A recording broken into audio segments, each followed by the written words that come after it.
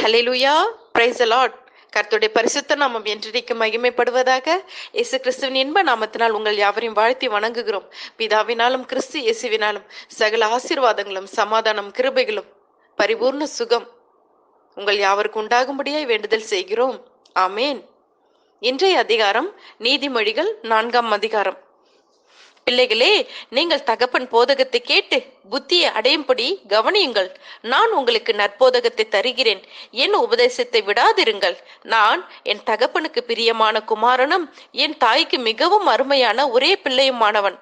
அவர் எனக்கு போதித்து சொன்னது, உன் இருதயம் என் வார்த்தைகளை காத்துக்கொள்ள கடவது, என் கட்டளைகளை கைக்கொள், அப்பொழுது பிழைப்பாய். ஞானத்தை சம்பாதி, புத்தியும் சம்பாதி. என் வாயின் வார்த்தைகளை மறவாமலும் விட்டு விலகாமலும் இரு. அதை விடாதே, அது உன்னை தற்காக்கும். அதில் மேல் பிரியமாயிரு, அது உன்னை காத்து கொள்ளும். ஞானமே முக்கியம். ஞானத்தை சம்பாதி. எண்ணத்தை சம்பாதித்தாலும் புத்தியை சம்பாதித்துக்கொள். நீ அதை மேன்மைப்படுத்து, அது உன்னை மேன்மைப்படுத்தும். நீ அதை தழுவி கொண்டால் அது உன்னை கனம் பண்ணும். அது உன் தலைக்கு அலங்காரமான முடியை கொடுக்கும். அது மகிமையான கிரீடத்தை உனக்கு சூட்டும். என் மகனே, கேள், என் வார்த்தைகளை ஏற்றுக்கொள். அப்பொழுது உன் ஆயுசின் வருஷங்கள் அதிகமாகும். ஞான மார்க்கத்தை நான் உனக்கு போதித்தேன், செவ்வையான பாதைகளிலே உன்னை நடத்தினேன். நீ அவைகளில் நடக்கும்போது உன் நடைகளுக்கு இடுக்கண் உண்டாவதில்லை.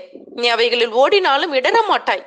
புத்திமதியை உறுதியாய் பற்றிக்கொள், அதை விட்டு விடாதே, அதை காத்துக்கொள். அதுவே உனக்கு ஜீவன்.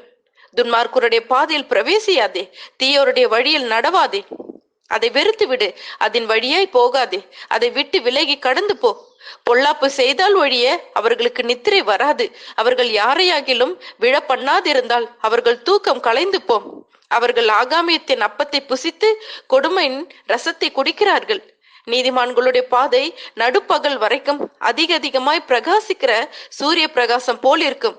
துன்மார்க்கருடைய பாதையோ காரிருள் போல் இருக்கும். தாங்கள் இடறுவது இன்னதில் என்று அறியார்கள். என் மகனே, என் வார்த்தைகளை கவனி, என் வசனங்களுக்கு உன் செவியை சாய். அவைகள் உன் கண்களை விட்டு பிரியாதிருப்பதாக. அவைகளை உன் இருதயத்துக்குள்ளே காத்துக்கொள். அவைகளை கண்டுபிடிக்கிறவர்களுக்கு அவைகள் ஜீவனும் அவர்கள் உடலுக்கெல்லாம் ஆரோக்கியமாம். எல்லா காவலோடும் உன் இருதயத்தை காத்துக்கொள், அதனிடத்தில் இருந்து ஜீவ ஊற்று புறப்படும். வாயின் தாறுமாறுகளை உன்னை விட்டு அகற்றி உதடுகளின் மாறுபாட்டை உனக்கு தூரப்படுத்து. உன் கண்கள் நேராய் நோக்க கடவது. உன் கண்ணிமைகள் உனக்கு முன்னே செவ்வையாய் பார்க்க கடவது. உன் கால் நடையை சீர்தூக்கி பார். உன் வழிகள் எல்லாம் நிலைவரப்பட்டிருப்பதாக. வலது புறமாவது இடது புறமாவது சாயாதே. உன் காலை தீமைக்கு விலக்குவாயாக. ஆமேன்.